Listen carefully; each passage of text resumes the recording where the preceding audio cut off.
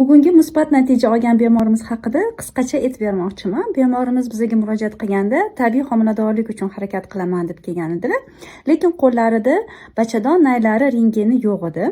Shu sababdan bachadon naylarini albatta rentgen qildiring.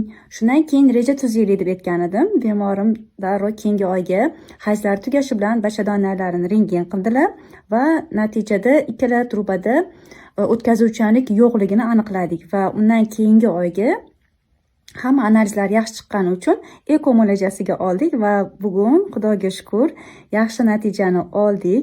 Xudo xolasa tabriklaganimiz ham kuzating, ko'rasiz.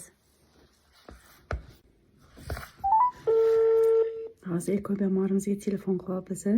Xush xabar yetish uchun.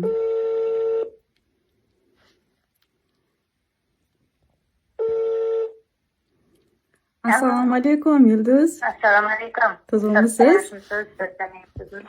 Rahmat. Hozir hamshiram jo'natdilar xush xabarni. Alhamdulillah homiladorlik bor. Mendan oshiq chiqibdi, Xudoga shukr. Salomat bo'ling.